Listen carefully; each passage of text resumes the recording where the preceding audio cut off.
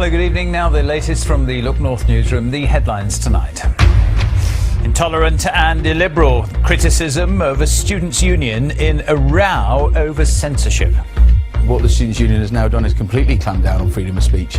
So, they're very willing to stick up to for students, it seems, as long as those students agree completely with the Students' Union.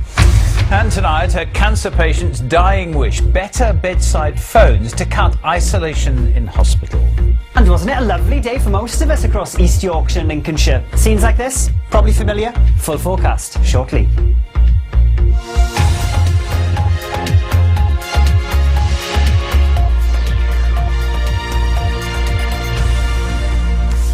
Good evening. The Students' Union at the University of Lincoln is being accused of censorship after suspending the social media account of a group of young Conservatives. The union denies the accusation, but the Lincoln MP Carl McCartney has got involved, calling the Student Union intolerant and illiberal. We'll hear from him in a moment, but first here's our political editor, Tim Iredale.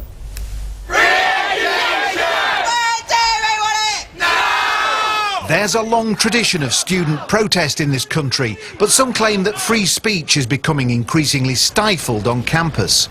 The University of Lincoln's Conservative Society claims that when it highlighted a recent survey by an online magazine describing the Students' Union as very intolerant, it had its official social media account suspended. A response described by Lincoln's MP Carl McCartney as intolerant, illiberal and totalitarian. The University of Lincoln Students' Union said it was investigating a breach of code of conduct, but insisted that freedom of speech is a fundamental value. The SU is built on a foundation where students can express opinions and ideas freely within the law. We spoke to one former Students' Union officer who stepped down after he was reprimanded for some of his tweets. I was told that some of my tweets weren't appropriate for the Students' Union. What the Conservative Society was saying, what I've been saying and what all these other members have been saying are just dissenting with the sort of, not even dissent, it's just criticising and sort of trying to have a debate. So how do students at the University of Lincoln feel about the issue of free speech? I feel we are a bit more understanding of people's differences and open-minded. Yeah. I don't think that many people are offended easily. No. You can't say anything controversial, discuss controversial subjects because of it's very much people do get offended all the time. So the age-old debate about free speech is being played out in a very modern setting, with our universities claiming they face a delicate balancing act between the right to be heard and the right not to be offended. Tim Iredale, BBC Look North. Well, Carl McCartney is the MP for Lincoln. Earlier today, I asked him what he thought of the Student Union's censorship. Well, I think they're mistaken, and it's certainly Orwellian in outlook, and it's not really what you expect of a university that should be open and transparent and willing to engage in freedom of speech and, not be a bit snowflake about things. You say this is the loony left taking over, a bit like North Korea, calling them snowflakes. It's all a bit harsh, isn't it? Well, I don't think it's too harsh at all. I think actually, they've gone in for censorship in a major way. And, the irony of this is the fact that the Conservative Society at the Students' Union, was one of the Students' Union societies, was actually making the point that they felt that the Students' Union was clamping down on freedom of speech. And what the Students' Union has now done is completely clamp down on freedom of speech.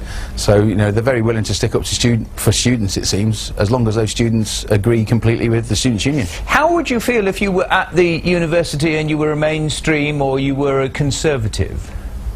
I'd feel pretty put out, and I was at university once upon a time, seems a very dim and distant past now, and was lucky enough to be elected as my Students' Union president of the university I was at, and I certainly wouldn't have tried to clamp down on the Labour Society or the Labour Club at the time, because it's part of the discourse of being at university. This is the Students' Union. What is this and it's now this afternoon escalating, it's getting national coverage. Is this embarrassing for the university, and what would you say to them? I think it is, and I think the university have perhaps tried to be a little bit Pontius Pilate about things and wash their hands and say, well, the Students' Union have got their own, if you like, rules and regulations. But I think the university's got to take a very dim view of the Students' Union basically unilaterally trying to close down freedom of speech on campus with what is ultimately a political society. Just in a sentence, what would be your message to the Students' Union tonight? Well, Students' Union, I think, need to have a major rethink. I know they've already deleted the tweets that they found, I don't know if they found offensive or they disagreed with, but however they found them, they've gone into the account and deleted them themselves. And as I said, I think it's pretty Orwellian, and it's a bit of a stain on Lincoln's outlook, if you like, to the rest of the country and the world. We're actually a proud historical city, and we're home of one of the original Magna Cartas, so it's pretty unedifying as far as I'm concerned as the local Member of Parliament. Mr McCartney, very good to talk to you tonight. Thank you very much indeed. And you, Peter. Carl McCartney talking to me earlier, and I would say that there's been a lot of response on this story this evening. Thank you for all the emails, texts and tweets. Other news tonight, the